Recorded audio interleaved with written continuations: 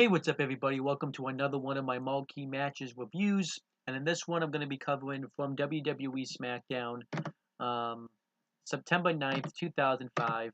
It was a steel cage match, Eddie Guerrero versus Rey Mysterio. Um, and obviously, this was yet again hosted by Charlie Caruso. And I'm going to break down the storyline of this match because this one has a storyline to it. So obviously, this was the big blow-off match between Eddie Guerrero and Rey Mysterio. They had been feuding since WrestleMania 21, but obviously they had had matches beforehand. They had killer matches in WCW for the Cruiserweight title. One of the most notable ones is the one at Halloween Havoc. I believe it was '97 when Rey Mysterio beat Eddie Guerrero in a mask versus title match where Rey Mysterio ended up winning the Cruiserweight Championship. But then they would battle back and forth for the Cruiserweight title. Guerrero would occasionally beat Rey Mysterio for it. They would have triple threat matches and things like that. But then obviously Eddie Guerrero left WCW in 2000, and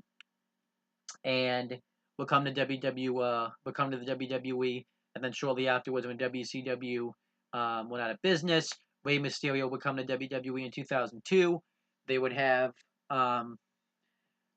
tag team matches against each other for the WWE Tag Team Championships, and then eventually it came down to No Way Out 2005. They finally became a tag team. They won the WWE Tag Team Championships, and Rey Mysterio and Eddie Guerrero had the first ever one-on-one match together that WWE Tag Team Champions had. I didn't word that right. Let me say that again. They became the first WWE Tag Team Champions to face each other at WrestleMania, and they wrestled in the opening match at WrestleMania, which I have a review of that on this channel, if you want to check that out. And Rey Mysterio defeated Eddie Guerrero. And then Eddie Guerrero became obsessed with wanting to defeat Rey Mysterio. And the storyline was going on quite nicely. Eddie Guerrero obviously was a babyface. He would end up turning heel on Rey Mysterio, causing them to lose the WWE Tag Team Championship to defeat the crap out of him.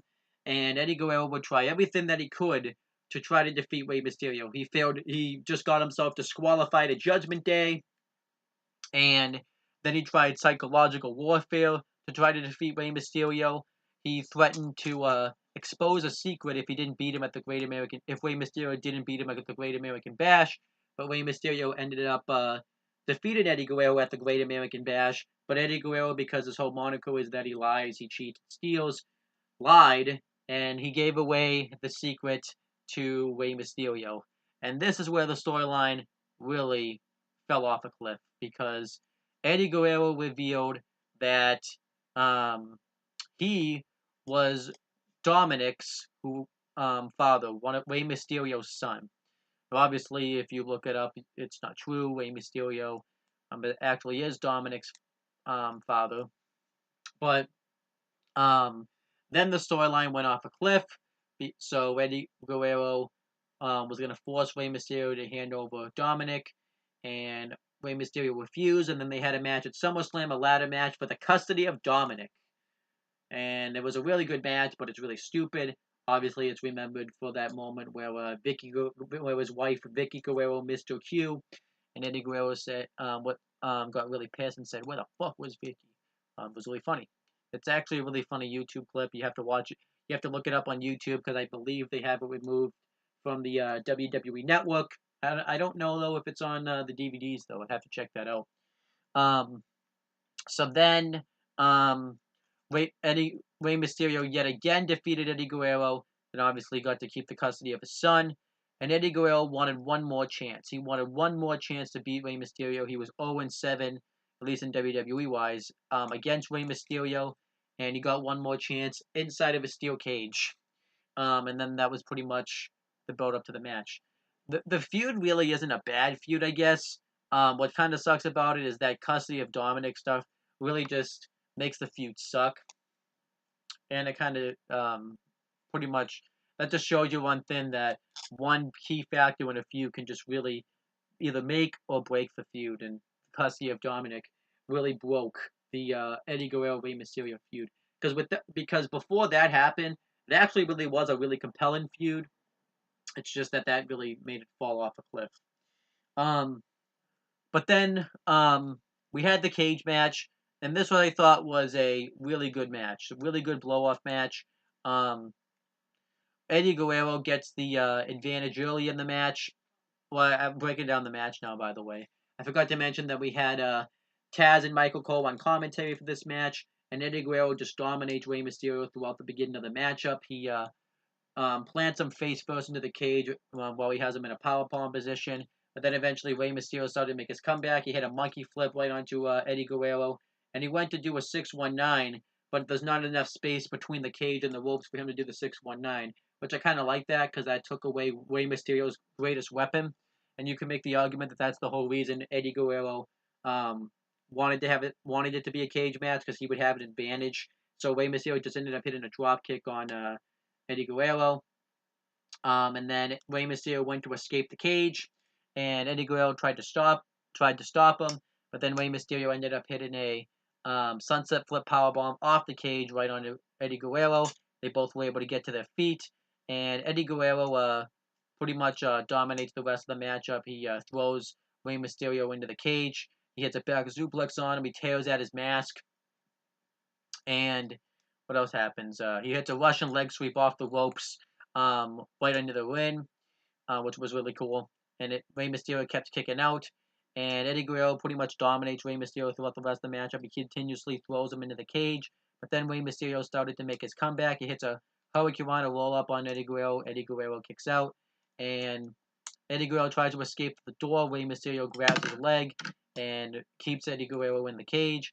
They both fight on top of the cage, and Rey Mysterio keeps punching at Eddie Guerrero, and Eddie Guerrero nearly falls out of the cage, but Rey Mysterio is able to keep him inside. And Rey Mysterio hits a Hurricane right off the top rope, and they both end up falling down. What didn't make any sense about this is anytime both guys would be down on the mat, the referee would be counting as if they're going to double count him out, but it's a steel cage match. Why is there countouts? That didn't really make any sense. But then we had the finish to the match. Rey Mysterio is about to escape the cage, but Eddie Guerrero stops him, and Mysterio kicks him off the cage, and then he goes for a high crossbody, but Eddie Guerrero moves out of the way, and Eddie Guerrero acts like he's going to leave the cage and win the match, but instead he wants to deliver one final nail in the coffin, one final blow right onto Rey Mysterio, and he does just that. He hits a frog splash on Rey Mysterio for the win, and because he covers him, and Eddie Guerrero finally beats Rey Mysterio, and this was pretty much the blow off of this feud because um, Eddie Guerrero would go on to wrestle for the world title, and Rey Mysterio did his own thing, and that was that. Really good match, though. If I had to rate this match, I'd give it 3 3/4. I think it's a really good steel cage match. Really good blow off. But unfortunately, this would be one of Eddie Guerrero's last matches on WWE in WWE because he would pass away 2 months later, which is really sad. And obviously, this led to Rey Mysterio dedicating his Royal Rumble victory to Eddie Guerrero, and Rey Mysterio ended up winning the Royal Rumble in 2006 and would go on to win the World Heavyweight Championship. Eddie Guerrero would get inducted into the Hall of Fame, which would be accepted by his nephew Chavo Guerrero and his wife Vicky Guerrero. And then obviously they did the whole Eddie Guerrero, they did the whole Rey Mysterio Chavo Guerrero feud, and then pretty much Rey Mysterio would go on to hold the Intercontinental and World title a couple more times, and then Rey Mysterio would leave the WWE in, I believe it was 2014, because he just kept getting injured and stuff, so he needed to refresh himself. Actually, no, it wasn't 2013, it was 2014. And then Rey Mysterio did his thing in the Indies, and then he recently just came back earlier this year in a Royal Rumble appearance, and he would have one-off appearances, but now he's coming back for SmackDown 1000, and he's going to be back on a full-time basis, which is really exciting, and that's that. Pretty much the entire aftermath of where everybody went. Taz, obviously, and Michael Cole would commentate SmackDown until 2006, when Taz would leave to go commentate ECW, and Michael Cole then eventually would leave to commentate Raw in 2008, and then Taz came back at the same year to commentate SmackDown. And then Taz left WWE entirely in 2009, and then he went and commentated TNA from 2009 to 2015, and then now he runs his own podcast. As for Michael Cole, he's pretty much the lead play-by-play guy just for Raw since they have the brand split, but pretty much he's, um, now the lead play-by-play guy in all of WWE.